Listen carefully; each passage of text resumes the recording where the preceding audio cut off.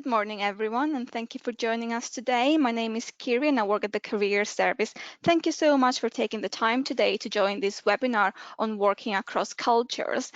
Today, we will talk about how you can develop your cultural intelligence. And in this webinar, we'll essentially discuss the basic principles of working across cultures and how this can help you work in international environments or in diverse teams. And work effectively and do business with people from backgrounds different to yours. Before we start, please can I just make sure that everyone can hear me? So if you can just go in the chat area and just send me a quick note to say that you can hear me and you can see the slides all right, that'd be really, really useful just to make sure that no one is having tech issues and everyone can listen to me. Perfect. I can see so many of you can hear me. So before we start, I just wanted to confirm that this webinar is being recorded and you will receive a copy of the webinar recording a few hours after the session ends. So don't worry about making any notes or anything else. The presentation slides do include some information that you might find useful afterwards. So I have uploaded them in the handout section. So you're able to download them directly under handouts. But if you have any issues with that, just send me an email later today and I'll be able to send this over to you later as well. Any problems with your audio settings, for those of you who might have any, try unplugging or plugging in again any audio devices, change the browser that you're using or try logging in or out. But as I said, the webinar is being recorded. So if you do have persistent issues, you'll be able to listen back later. And please, please, please do take the time throughout the session to ask questions, make comments. This is very much based on my experience on working across different cultures, but I know we've got a very international audience here today, so I would be very keen to hear your own experiences and your own thoughts on a few of the things we'll be discussing today. So I'm not going to go through this slide as a whole, but just to give you a bit of an idea about who I am and my experience, I've got over 10 years of experience in working in international environments, from putting together international events and catering to international participants and their needs and their preferences, to working very closely with the international alumni community in Manchester, again to help them remain connected or build on the university's global networks, and more recently working at the Career Service very closely with international organizations and employers trying to generate opportunities for international students. So what we'll be covering today is we'll have a really short overview about what is culture. Then we'll discuss some of the cultural types and specifically the Lewis model. And then I'll be very happy to offer you some business etiquette tips about how to do business and interact with people from across the world. And then I'll offer you a couple of quick exercises about how to define your working style and adjust your behavior depending on who you're working with. So what is culture? I know that sometimes can be very confusing and you know, it's one of those words that is hard to define. So let's take a closer look at what this idea of culture is and how it affects us. So culture massively differs between different parts of the world. Our culture starts from the moment that we were born, and it's all the accepted norms we adopt in the way that we interact with one another. Essentially, it is our attitudes, our beliefs, our behavioral norms. It's how we perceive our behavior, but also how we perceive the behavior of others. So as other scholars have put it, is how we do things around here. And we see everything through our cultural lenses. So we don't see things as they are, we see them as we are. And then I wanted to include this quote here with you from Peter Drucker, that culture is strategy for lunch. And what that means essentially is that when working with colleagues or external stakeholders, even if you have a fantastic idea, a great strategy, an unparalleled business plan that you've got everything down to the T, if you do not take into account the culture of the people that you work with, you're very likely to fail. Culture always outweighs strategy. And this may sound extreme to you, but think so far of your experiences in life. Think of how many times you were able to access an opportunity because of being able to connect with certain people, or how many times you've been successful because you've effectively liaised with certain people. The same rules apply. The same rules that have applied in your life so far apply in the professional world as well.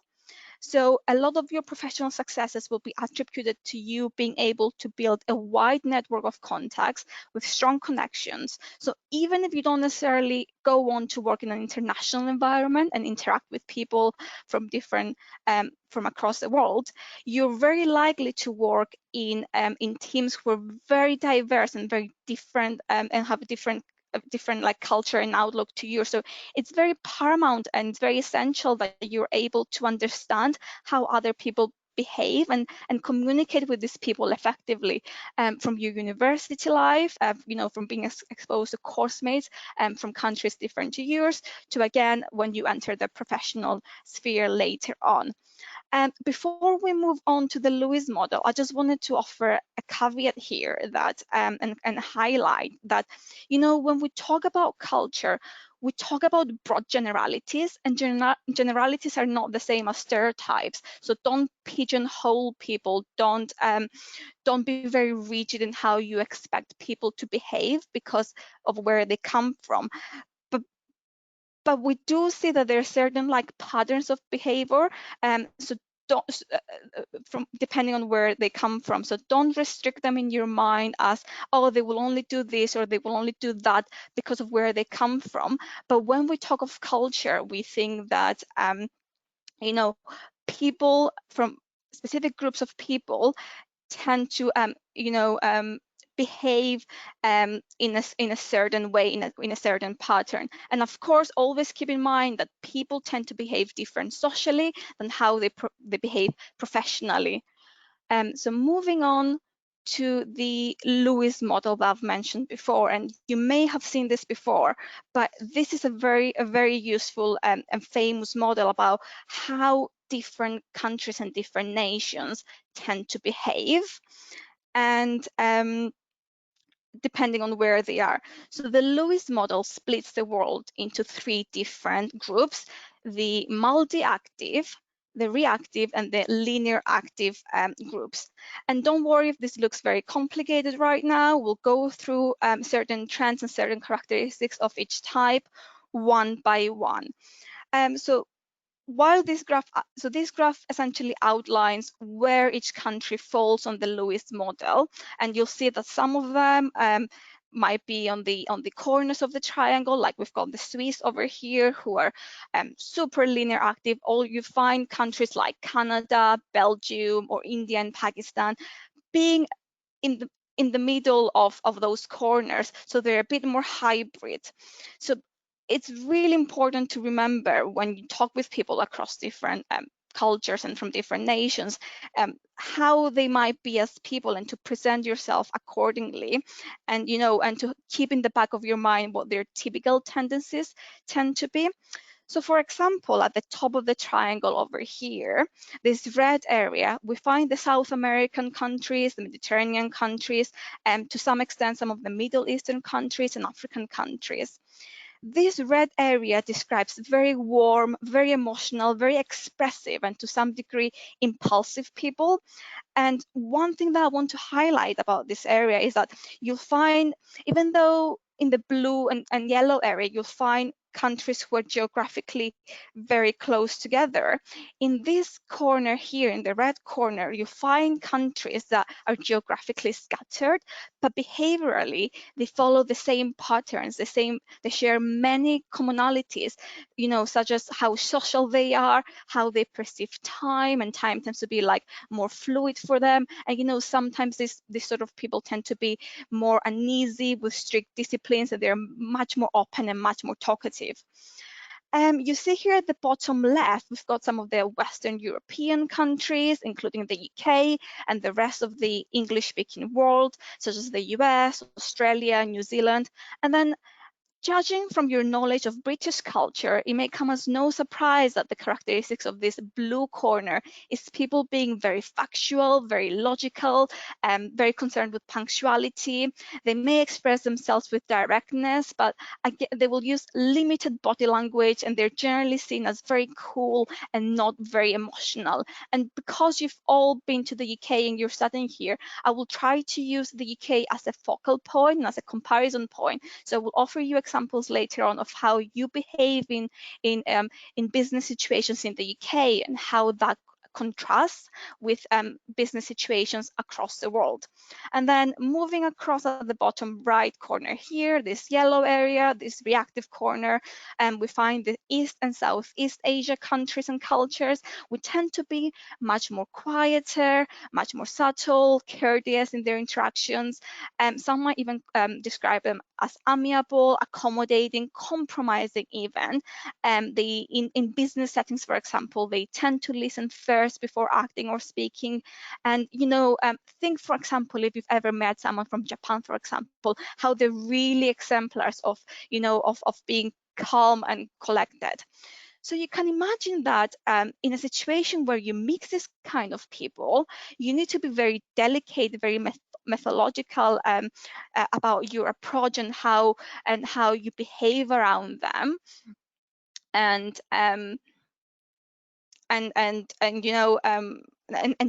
you as a person, you might have to adjust the way that you behave in order to be able to have a more harmonious relationship with them. And I want to take the time to go to look a bit more closely at each of these corners of the triangle. And you'll see here, and as I said, the slides are available, and you'll be able to access this later on. You'll find a really good table here that gives you a nice comparison between the three different corners and how certain elements compare and contrast depending on which corner of the triangle you're looking. So let's take a closer look at this reactive corner here, the yellow corner. And as I said, you'll find that in this area, you'll find people who tend to listen more and they tend to react to people. And what does that mean? What does being reactive mean? So you'll find that people that come from these countries, instead of being very assertive, they wait, like in a meeting, for example, they will wait for someone to finish talking, they will listen, they will not interrupt, and they will be very careful to compose their responses, or they might even react later. They might take away what you've told them and come back to you later with their opinion. They may often not ask you questions, or they might ask you to repeat yourself and explain again. They tend to be very polite but very indirect. They do not confront people. They want harmony in their relationships. They're very people oriented. So for example, people from these countries, they will very much prefer face-to-face meetings instead of conversing over email. They will often have a very subtle body language, so their hands won't move a lot. They're not very animated or expressive. They tend to remain very still. You may have worked with some of these people in your, university projects, for example, so you might know from experience. So look back if you've worked with people from these nations. You might have noticed that they're not always the first to jump in with their opinions, but they will wait for you to say what you think the best approach might be to an issue, and then they will react. They will sometimes even, even if they disagree, they won't go, they won't vocalize that. They want to avoid conflict, and they don't want to upset people, and they do expect the same thing from you. So when working for people from this reactive corner, do try to be flexible, do try to reciprocate, that feeling of not being confrontational about things. And that might be a stark contrast to how you work, to your preferred working style. But the one thing to remember is that there's no right or wrong. It's just a different working style, and it's a true skill to be able to adjust the way that you behave and work with people, to be able to be accommodating. And that's what makes really successful multinational organizations, or really successful diverse teams. So again, let's take a closer look at this blue corner over here, the linear active corner, where you find the US, Western Europe, some of the Scandinavian countries. And again, their characteristics are much, much different. These countries tend to do more of the talking compared to the reactive countries, but not all the time. They don't monopolize the conversation. They prefer to be direct and efficient. They focus more on planning. They're very much driven by logic. They like sticking to facts. They like having a clear agenda for meetings, for example, and they're very much like task oriented. So at the work, they will focus less on building relationships, and they will focus more on delivering results. One thing to note with this sort of people here is that anything written is important to them. They see contracts as a formal document that one side they must be adhered to. So compared to other countries, for example, where contracts might be seen as a starting point for negotiation, or even as something that can be easily modified, or that you don't have to like very strictly adhere to, these countries see contracts as in a way something that you have to abide to. And again, their body language tends to be a little more restrained, and you won't find them using a lot of gestures, facial expressions, or animatedly moving their hands. Then back again at this top area over here, where we see the different South American nations, the Middle Eastern countries. India is just popping up a little there as well. Now, these people, they tend to be much more talkative, and just imagine having someone from Venezuela or Mexico, for example, in a meeting, having a conversation from someone from Vietnam or Japan. And imagine how you will be, and how you will act in those situations, and how you will try to strike a balance in not having people monopolizing the conversation, especially if you have someone from a culture who's not prone to interrupting, or is more willing to allow people to finish, and they take the time to think things through, compared to someone who will talk and talk and talk, and they will only give another person the turn to talk if they're interrupted. So these multi-active groups tend to do several things at once, and they're much more fluid with time, for example. If you think about it, is rather than just being on time, they tend to be the people that are just on time with certain things. Their meetings can very frequently overrun. So if you have meetings with people from these countries, I will always advise allowing for an extra hour, like never having back-to-back meetings, because you're very much likely to spend a lot more time talking about other things besides business. And their spoken word and what they agree verbally holds value. So compare that with the linear active groups, where sometimes where they tend to focus more on contracts and written communications rather than verbal agreements. This red corner tends to be much more emotional. They tend to express themselves through a very unrestrained body language. Their arms will be moving around, their faces will be very animated, and they will be much more vocal about disagreements as well.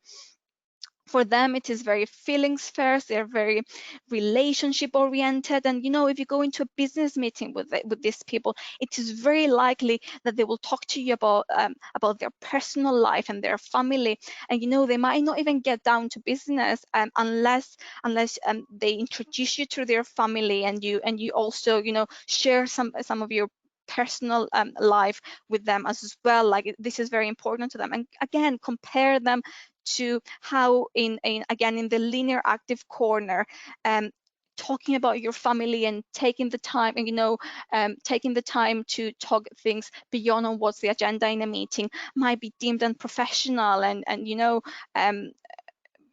it might be deemed unprofessional in those other regions. Again, it's you have to be very delicate and very thoughtful in your approach, and how you manage it, and how you balance this. So moving on, I wanted to offer you a few examples about how you can make great impressions when meeting people across the world, how you can market yourself, and how you can effectively deal with people from various backgrounds and cultures. So first things first is introducing yourself. And there's various ways you can do this around the world. For example, in Japan, you're expected to bow, and the person, because it's a very hierarchical society, the person who feels like is less senior will bow lower. In the UK, things are very different. There is an acceptance of complete equality. Your seniority, your gender, your age, or anything else doesn't matter. The way that you will introduce yourself is with a firm, assertive handshake. While a handshake is widely accepted, is a widely accepted way of introducing yourself, keep in mind that perceptions of personal space and physical boundaries vary from nation to nation. So in the UK, for example, we stand in a medium distance from other people, not too close, not too far. Where there are countries, where Islamic countries, for example, that due to religious reasons, men and women will, they will not go into an elevator together, or they will not handshake each other. So rather, they will just, touch their hand across their chest. And then there are even countries where, they're just a little bit more open, and they will greet you with a kiss, or some countries they will give you 2 or 3 kisses on the cheek. And it all depends where you're coming from, and even if you haven't met them, they might be more willing to hug you or interact with you. And of course, keep in mind that because of the times we live right now during the pandemic, it is more socially acceptable to greet people by touching elbows instead, rather than um, offering someone a handshake. And if you're getting introduced to someone over email, which is mostly the case right now, keep in mind what we call that netiquette.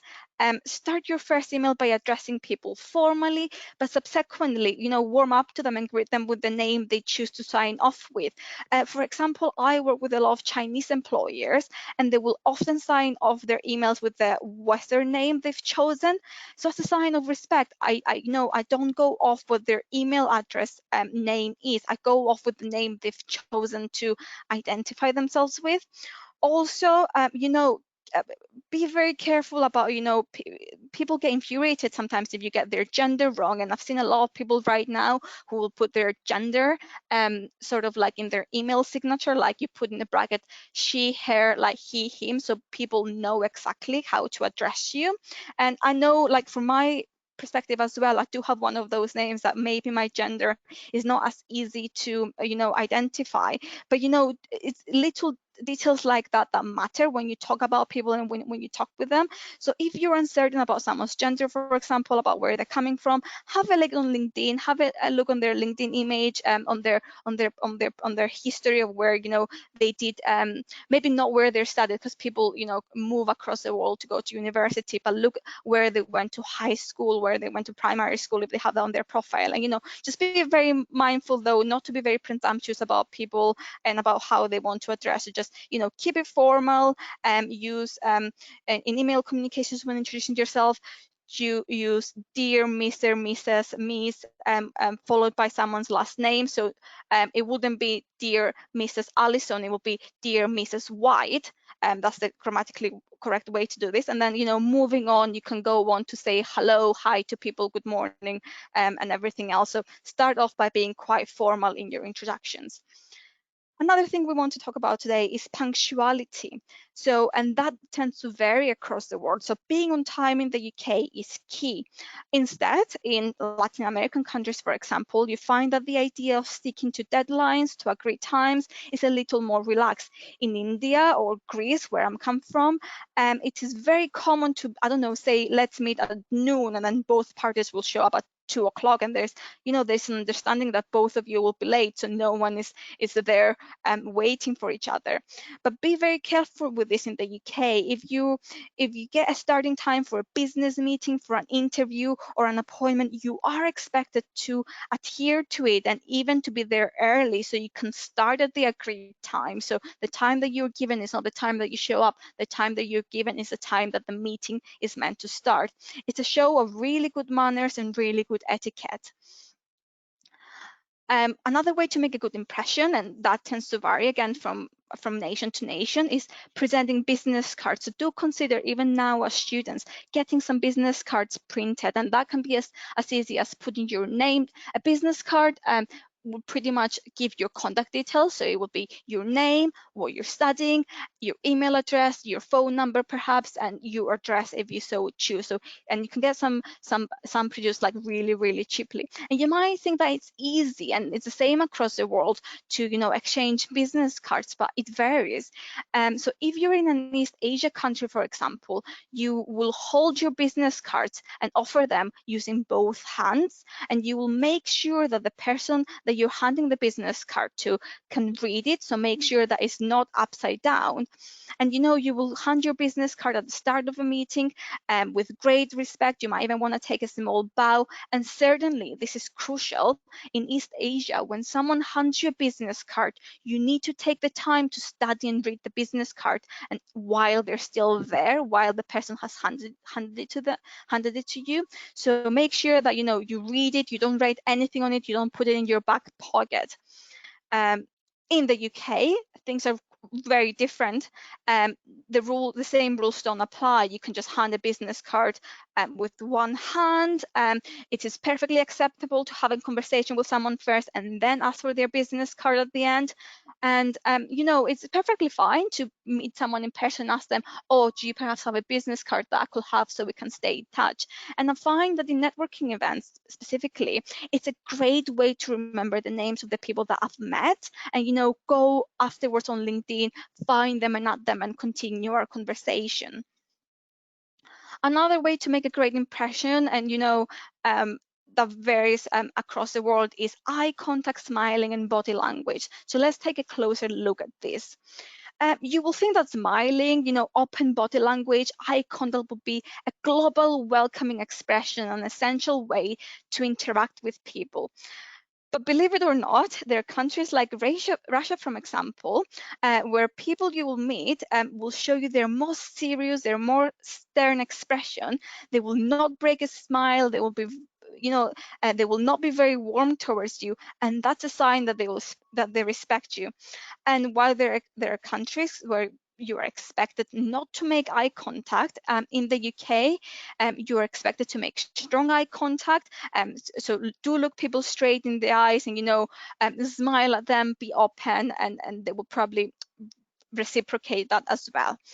I wanted to add a caveat here that you will find that body language is not always representative of culture, but sometimes it's representative of a person's personal style. And, you know, if they don't want to relate to you, if they don't want to engage with you, you might find, you know, they might find it easier that to look away from you and to remain very close. And there are scenarios, you know, such as in job interviews, for example, where interviewers are expected, and it's part of their role and their job, to not exhibit any emotion, you know, or encouragement towards candidates, so as not to disadvantage others. So, you know, in these situations, do not take it personally. Do not it's not a sign of microaggression from their part, or, you know, it's not a sign that they don't like you. They're meant to remain impartial. So, you know, it's you will find that a lot in job interviews that people might not be smiling back at you, or, you know, encouraging you to, you know, having conversation. Rather, it's more of a question and answer sort of like type of conversation. And a little tip here for, you know, because I know quite a few of you will be undertaking virtual interviews this year, and I've heard this a lot from employers, is that when you have virtual interviews, try to look straight into your laptop's camera, you know, rather than the window where your interviewer's like video is showing at, as that creates the illusion that you're looking someone straight in the eye. And that could also be particularly useful for people who do pre-recorded interviews. So, you know, when someone watches that back later, you give that illusion that you're looking them straight in the eye, you're more confident, and, like, you know, all these subtle like messages do play an important like role when you when recruiters are looking to like hire. Next, we've got speaking, your tone, your pace, your style, and how this differs from you know, person to person.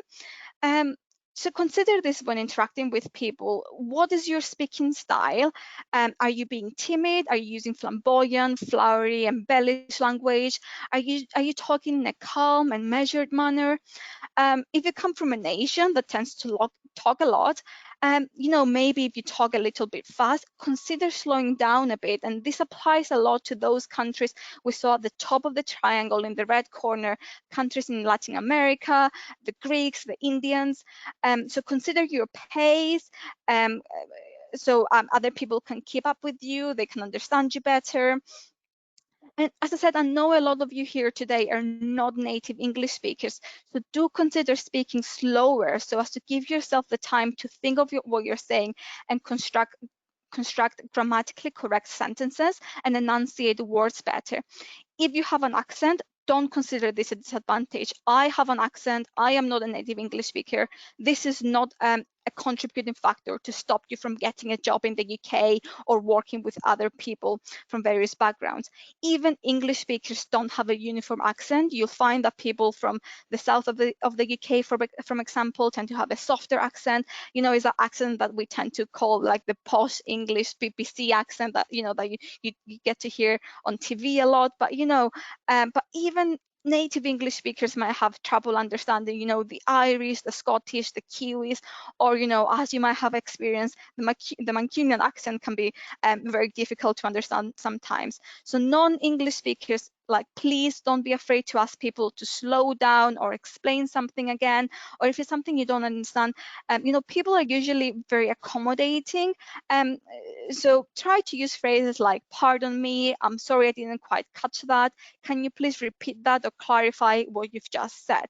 English speakers, this applies equally to you. Don't be afraid to ask people to repeat what they have said if you don't understand them. Just make sure you're polite because, not native speakers can often be sensitive and very self-conscious of their language skills. So be very patient with them and please try not to interrupt them. Especially if they come from those countries in the reactive corner of the triangle where they don't interrupt you and they will wait for their turn to talk. It's really important not to interrupt those people and reciprocate. Also, when I work with international audiences, even if the person I'm talking to has an excellent level of English, I will try to phrase things easily in plain language, so as to help them understand what I'm saying and to be 100% certain that I'm getting my message across. One more thing to consider when working with not native English speakers is that even their English may be excellent, and I find that international students can be so good at writing, doing very well in assessments and in written assessments and writing formal documents and emails.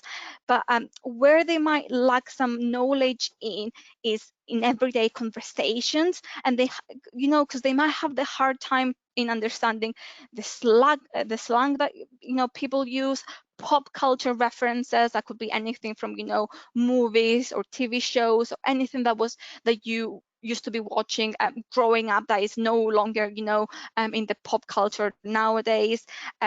Phrases that you use, common phrases like I'm feeling under the weather, it's raining cats and dogs. It might be phrases that non-native speakers might not be familiar with. So keep your language clear, simple. Try avoiding using jargon, or consider some of the idioms and phrases that you're using and how these might not translate as well. So adjust your language and vocabulary accordingly. And finally, appearance and how you make a great impression on people across countries, and how how people across the world might dress differently. I think it's universal across cultures that the way that you present yourself, and it is really paramount. So make sure you're washed, you're brushed, you're in business dress. Business attire varies from region to region. So it's really common, for example, to find people in Silicon Valley to show up at the tech firm in just a t-shirt and jeans. But I find a lot that in Asia, for example, people are in a full business suit, and I do see women wearing heels a lot more. Some countries might even have like national dresses or uniforms that people will wear when conducting businesses. So make sure, not to make any culturally insensitive comments about it. Though if it's something that you've never seen before, it's okay to ask. People love to explain what they're wearing and talk about themselves. So that could be a great open opening conversation point. If you're ever unsure about the situation, overdressing is always better. So whenever you want to make a great impression, always dress smartly, as it shows a great deal of respect and commitment. Often you will be invited to networking events, and sometimes the organizers will specify, what the dress code is. Sometimes they might not. And, one of these questions that get asked a lot is, what is really business casual? And, in this sort of like hybrid situations where you're meant to be professional but also socialize with people, I find that the dress code is mostly business casual, and I find that students do struggle a lot with it. So business culture for men, it will be formal trousers, formal shoes, so no sneakers, and a shirt. A blazer or tie will be optional, but I will highly recommend it. And then similarly for women, it'd be a dress, and you might want to pay particular attention to perhaps the fabric, not to be something that wrinkles easily, or not be something very form-fitting, or skirts or trousers. Again, no jeans for women either, and a blouse. Wearing heels or not, I think I personally believe is a personal choice. So, but I will always recommend being comfortable in what you wear. And when it comes to shoes, I will recommend like heels for quite like low and maybe closed toe. But again, make sure that you're comfortable with what you're wearing, and you don't feel out of place. And again, I want to draw back the example of how you dress and how you present yourself is perceived differently across cultures. So I talk a lot with UK employers, and I talk a lot with international employers, and I find that UK employers will tell me a lot that, if someone shows up at an interview not in proper business attire, they will interpret this as a sign of an unprofessional behavior from the student's part. But if you do the same thing in Asia, for example, the recruiters in China, in Malaysia, in Hong Kong, they will interpret this as a sign of poor respect towards them.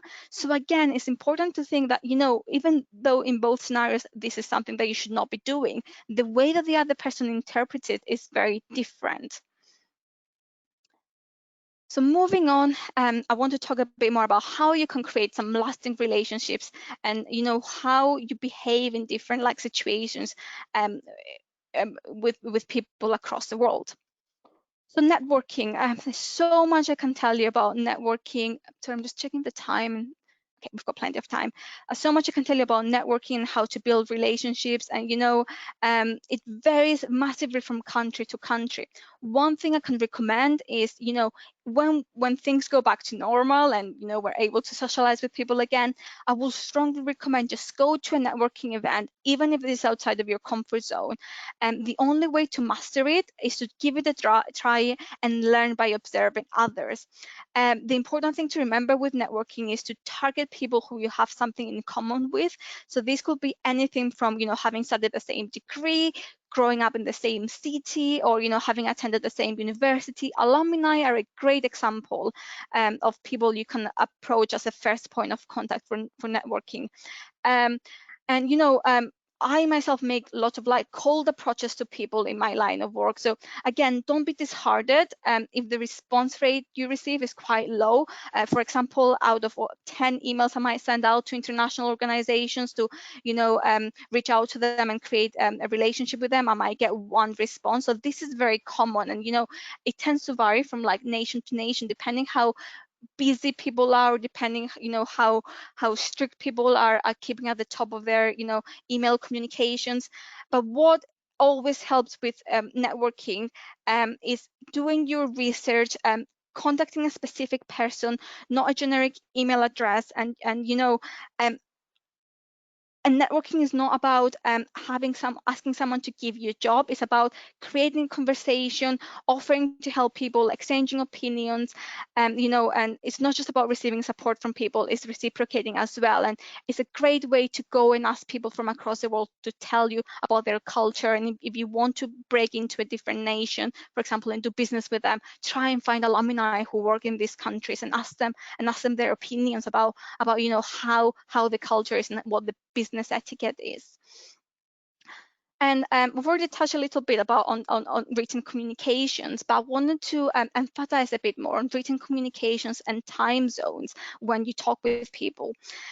So now the majority of our communications take place over email, and it's really important to remember that no matter who you have in front of you, no matter where they come from, you need to be as polite over email as you will be in person. And I know it's sometimes easier to have Zoom meetings or meet in person with people, but when you work with people across international environments where you're not physically in the same office or in the same country, and you can't meet in person as easily, and you have to rely on email or online meetings a lot more, it is essential to remember that you're also communicating with people across different time zones. So calling may not always be possible for practical reasons. So keep this in mind when you open emails by saying good morning or good afternoon, that the recipient might be receiving this email at a different time of day. And you may want to add pleasantries like greetings from an unusually sunny day in Manchester, or best wishes from Manchester when you sign off, just to sort of like highlight that you're not in the same space, but you're still like trying to be nice and friendly towards them. And another thing to consider is that um, the working week is not the same for everyone. So for example, in Arab countries, or you will find that the working week is Sunday to Thursday, with Friday and Saturday being the day of rest. So keep this in mind when you talk to people, and keep in mind that the working hours might vary. In the UK, as a rule, people tend to work 9 to 5, but in Asia it is very much common for people to work much later, until like 7 or until 6 or 7 in the evening, for example.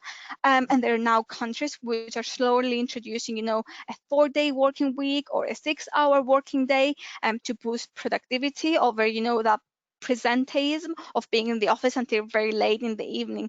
So keep this in mind, that when working with people in different time zones, you always need to allow for extra time for a project to be completed, because there's always a delay in communication, there's always a delay in getting emails answered, because by the time someone sends you an email, you might not be in the office. By the time you respond to them, it might be nighttime for them, for example. So this tends to create a 24-hour delay between communication. So I will always advise acknowledge emails, even if you cannot action them immediately, especially if people cannot call you and follow up on the spot or in real time. And you might even in your working practices, you might want to introduce other methods of communications if you're comfortable with this. So you may want to try texting. So, but again, with texting, keep in mind that while WhatsApp, Facebook, Messenger, Instagram, Telegram are very popular apps in Western countries, they may be blocked in others. And if you want to do a business in China, for example, it's essential and vital that you are on WeChat instead. So just to summarize, keep your written communications formal, well structured, clear, ensure that you have your spell checker on, keep your language plain, and um, if you ever worry about your emails, a lifesaver is having a delay, setting like a delay in when you hit how to explain this, setting a rule in your email settings to delay sending emails by a few minutes. So if you make a mistake, you can retract that email, correct something, and write it and send it again, because well-written communications make you seem more polished, professional, and knowledgeable, no matter where you come from. And then, when you talk to people, what is the right way to approach them? Is it like, is small talk approachable? Do you go straight to formal talk? And, in some countries, like in the Arab nations, it is absolutely essential to have an informal conversation, a chit chat, rather than delve straight into business. Um, um, with people, like there has to be that informal small talk beforehand. But you'll find that in regions such as Scandinavia, for example, you'll go straight into a meeting and only talk about what's needed and what's in the agenda. And in the UK, it is helpful to have a little bit of a small talk and build rapport with colleagues and clients. But keep it light, especially if you don't know the other person well. Try to focus on open-ended questions rather than yes or no questions, to keep the flow of the conversation, and try to focus on safe topics, but that are like friendly but not too intrusive. Your conversations could revolve from anything from the weather, your weekend plans, sports, your journey to a destination. And then there's certainly topics to avoid, especially during networking or early on in your relationship with people. It is very important to not ask questions about their age, how much they earn, where they live, their family situation, or politics. I find that politics is very key to avoid in those Asian countries in particular. And interestingly, in different parts of the world, you will readily ask those questions. For example, when I work with North America alumni, and I introduce like students to them, they will always be more open to discussing their salaries and how much they earn with them, for example, which is such a no-no, and something that you'll absolutely never do in the UK, for example. So always have your cultural lenses on, and think of these situations when you're interacting with people from different nations. And again, one thing that varies from nation to nation and country to country is the eating etiquette, and that can really create a lasting impression on a person. Often you will find yourselves sharing meals with colleagues or attending business meetings and business lunches and dinners. Um, you know, uh, when you're the one scheduling these events, keep in mind that meal times tend to not be the same for everyone. So in the UK, we have lunch around noon and dinner around 6 o'clock. But this is quite early, for example, compared to other countries. If you're working at an office, and you might want to bring your own food in. It is polite to consider what food you bring in. So try to avoid food that smells strongly, like eggs or fish. And if you plan on having it at your desk, keep in mind that again, strong odors, the food packaging that makes noise. Like, be considerate of other people, and what food you like might not necessarily be the food that other people like as well. In the UK, for example, it is considered very polite to offer to make someone a tea or a coffee throughout the day if you're working with them, especially if you're making one for yourself. And at different times during the day, we will have what we call several brew rounds. So throughout the day, you will go in the kitchen and make a brew, a coffee or a tea for yourself and maybe for your colleagues. And you might even stumble into people in that kitchen that you might not necessarily be in the same office at, but you work for the same organization. And you'd be surprised by how many conversations you can strike waiting for a kettle to boil, and how many emails you can avoid sending, or how many quick solutions or collaborative ideas you might come up with. But keep in mind that a coffee break in England is meant to be short, quick, something to energize you during the day. But in countries like Italy or Greece, a coffee break can last much longer as well. And also, again, back to eating etiquette, I know it might be less the case this year because of COVID, but you will find a lot of organizations will invite you for a day-long interview, and as part of that, they will offer a lunch spread for you, to have lunch during the day. So keep this in mind, that this is part of your assessment. From the moment that you walk into, an interview day, an assessment center, or whatever it is, you are assessed from the minute you walk there, from the moment that you walked out. So lunch is part of your assessment.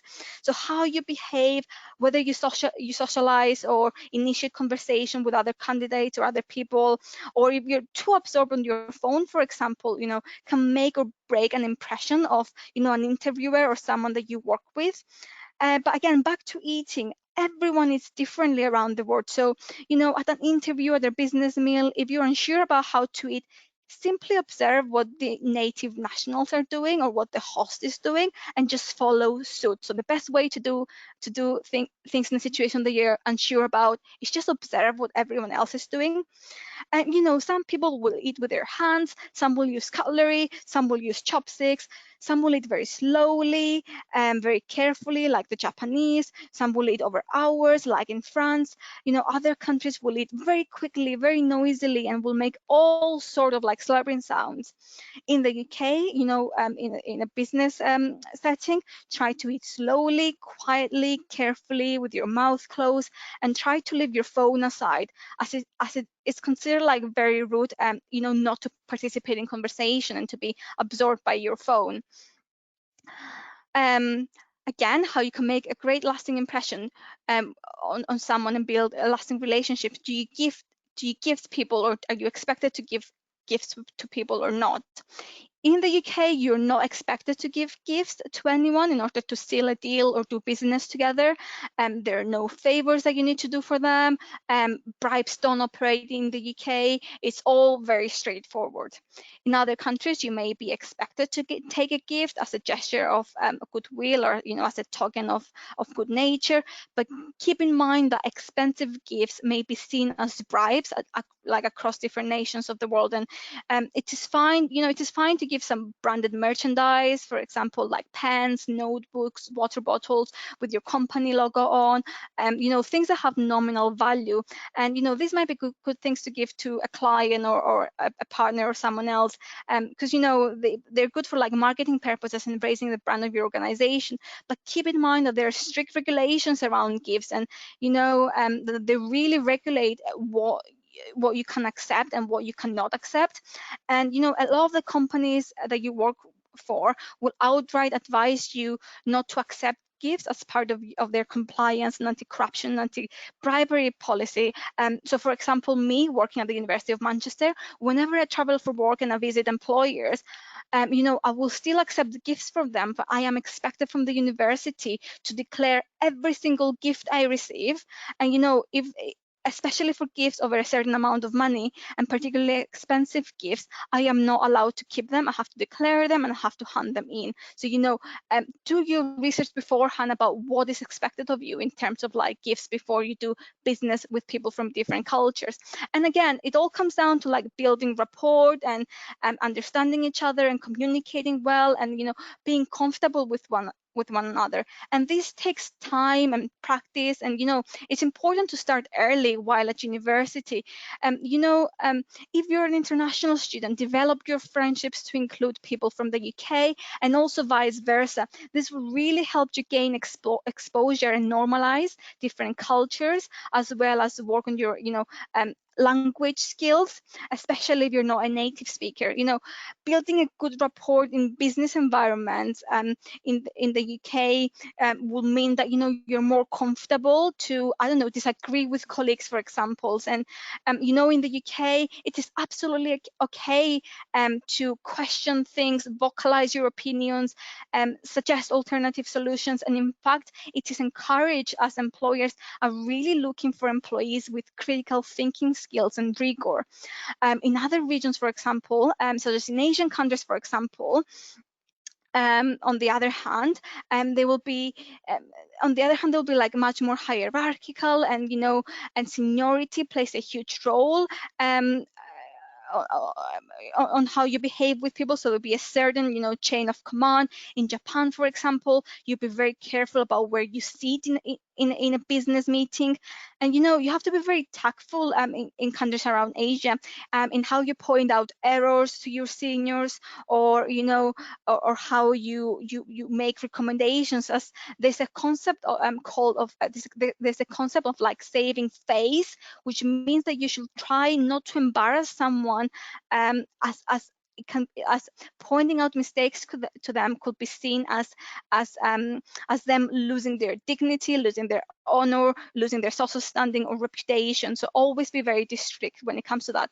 And then really quickly, I want to go through using humor and non-verbal signs to make a lasting and good impression and build good relationships with people across the world. So humor can be used as a great icebreaker, but just keep in your mind that it can be difficult to translate and doesn't always cross cultures. Therefore always show sensitivity to cultural nuances.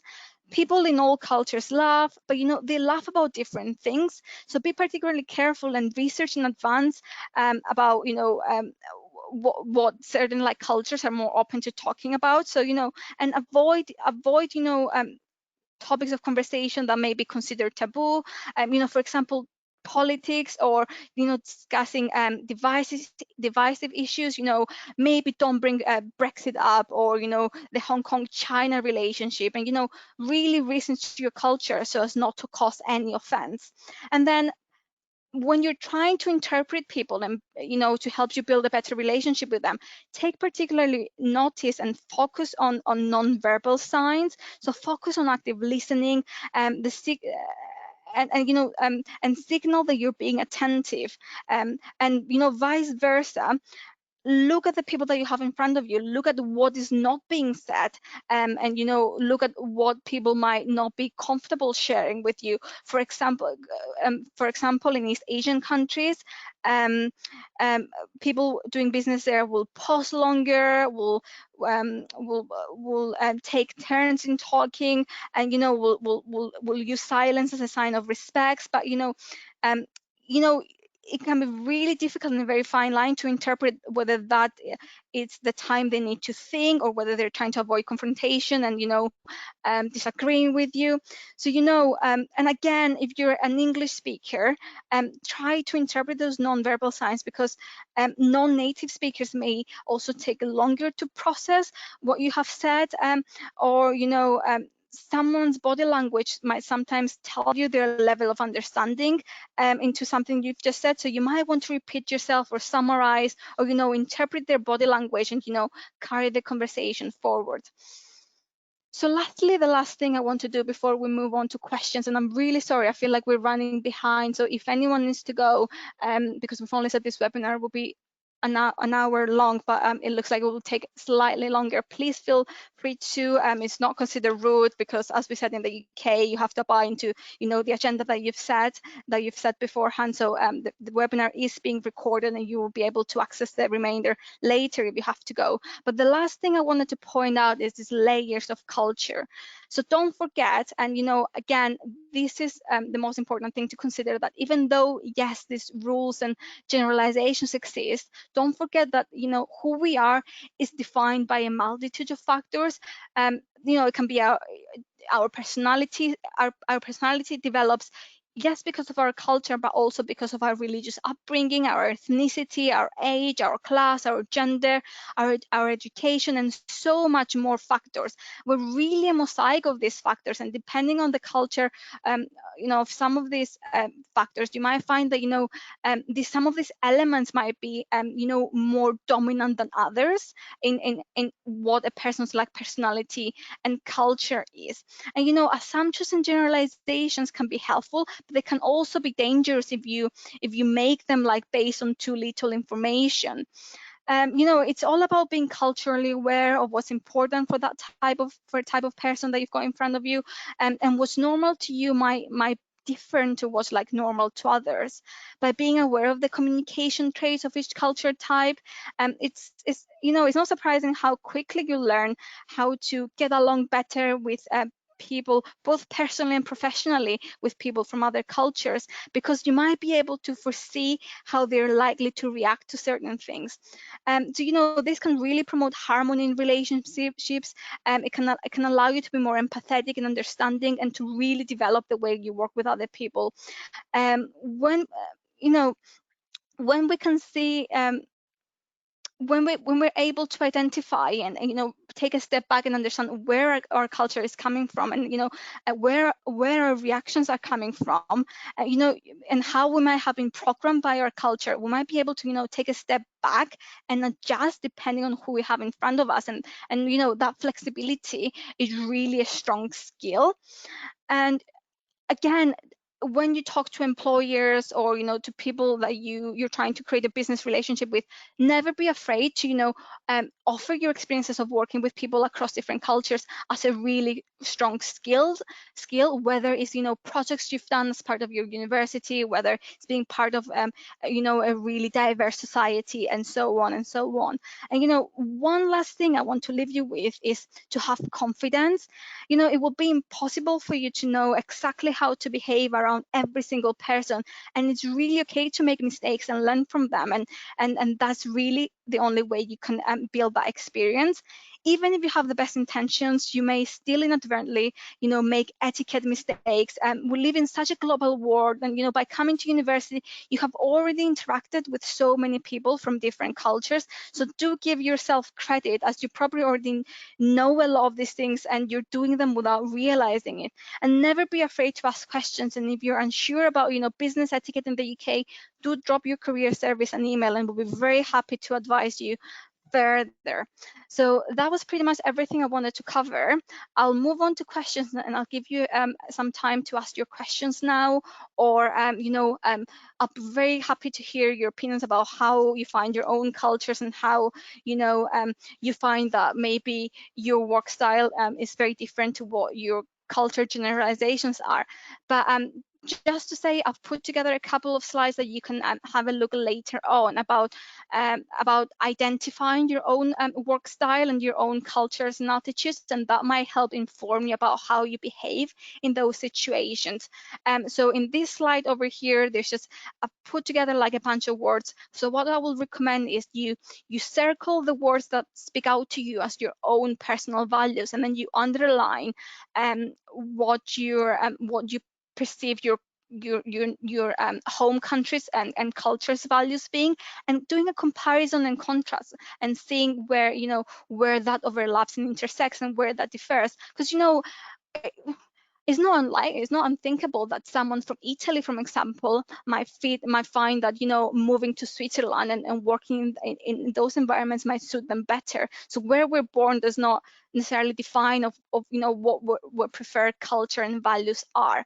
And then this other slide over here, again, it would really much like help you identify how you prefer to work with people, what your work attitudes are, and then try, when you answer these questions and what your preferences are, try to put them in the context of the Lewis model, and that will perhaps help you understand a bit better of what you tend to do, what you need to improve on, or what sort of like cultures you tend to work better with. And say you're someone from Malaysia, and you're a student here, and you have a really good understanding of the Malaysian culture, and that's the attitude and values that you really identify with. But you've now been in the UK, and you're studying here, and you have grasped the culture really well.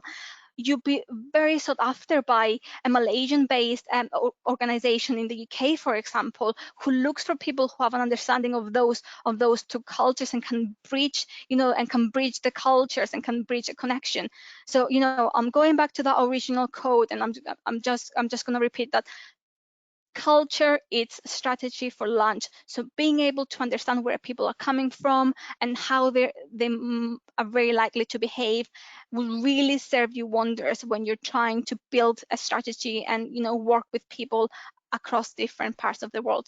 So I'm just going to have a quick look on the question section now. Just give me a quick second. I just need to expand the question box. Oh my god, there's quite a few questions, so I'm going to try to answer as many of them as possible. Just give me a quick second again. I just need to expand it. Just going to scroll at the beginning, see what we've got.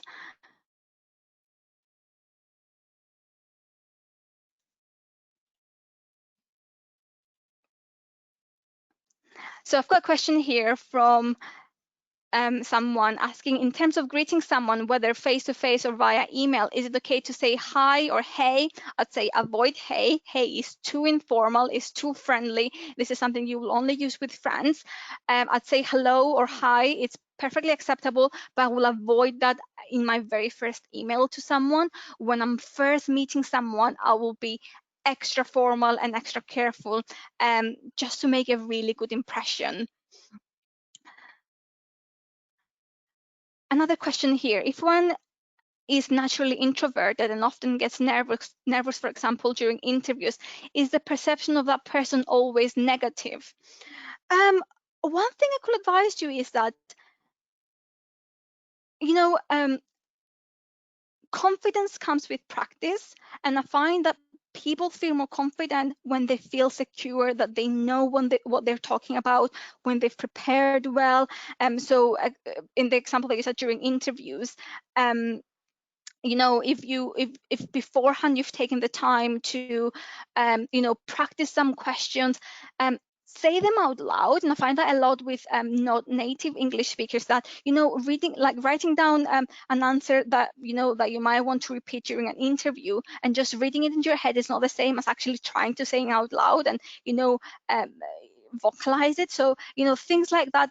There's little tips and tricks that you can use to make yourself feel a bit more comfortable in these situations. But it's very natural to be nervous.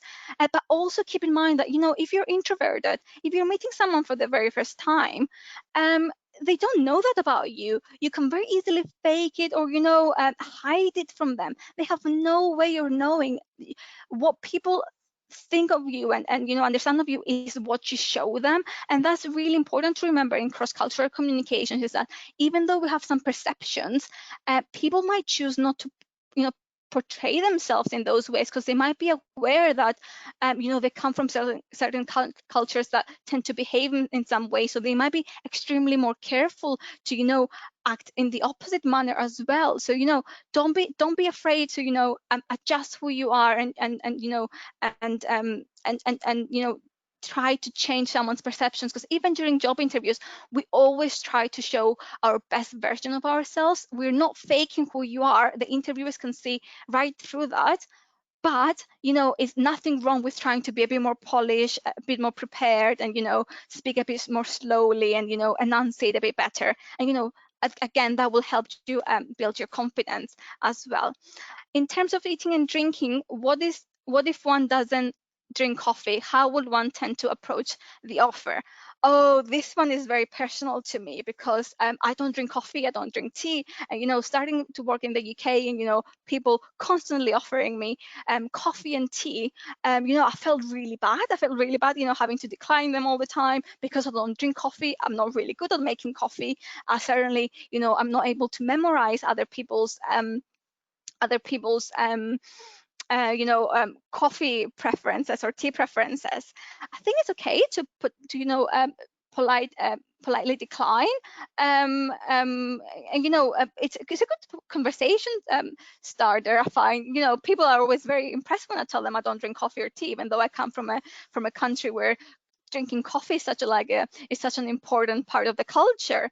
But I find that it's all about reciprocating in an office, and offering to make tea or coffee for someone is a gesture of goodwill. And you can certainly do that with other things, whether if you go on a trip and you bring back some treats with you for the whole office, or if you're a manager, it really does wonders with your employees if you, I don't know, every Friday you bring them a box of chocolate to share, just to say job well done for the previous week. So it's not just about coffee and tea. You can extend that to other aspects of when working with other people.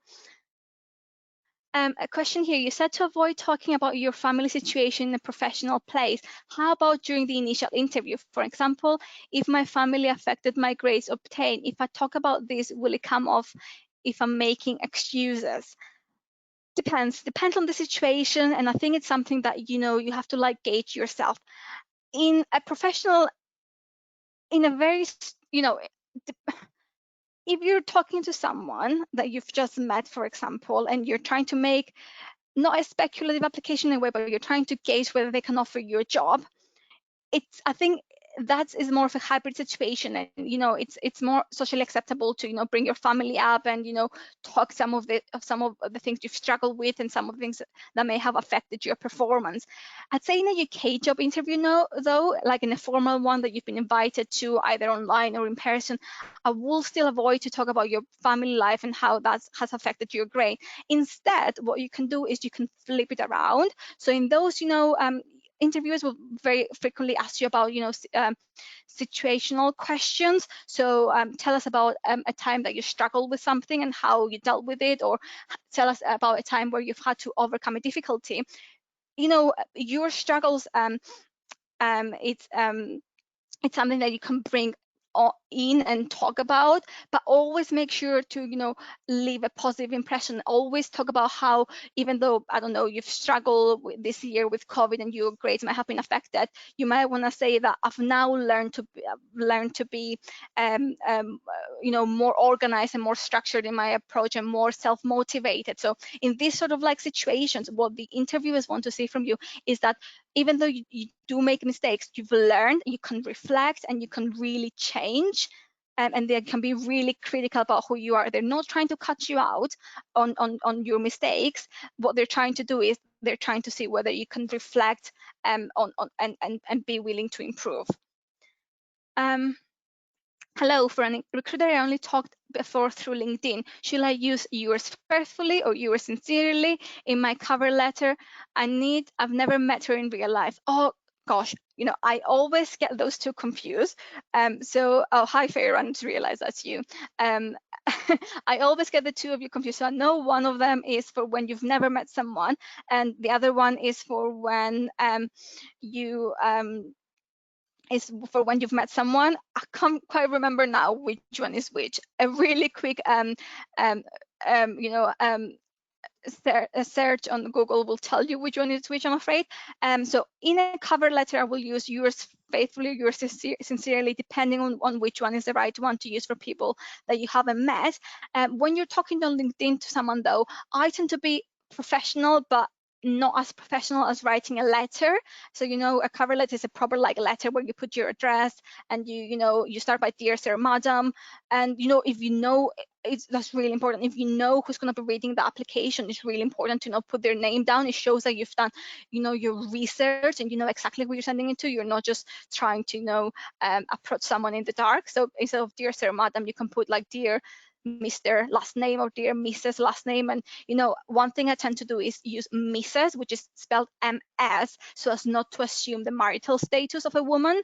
But on LinkedIn, I will just use best wishes, kind regards. I wouldn't be as formal as yours faithfully or yours sincerely. Let me just see if we've got any more questions. I think that's pretty much it. If you do have any more questions, I'll stay on the line for a couple more minutes. Apologies for the run slightly. I hope it's been very useful to you. And if this is a topic that interests you, please do feel free to add me on LinkedIn. I'll be very happy to talk to you a little bit more about this. I am not a careers counselor, I'm afraid. So I am not able to accept or review CV or pass them on to any of the international organizations I work with.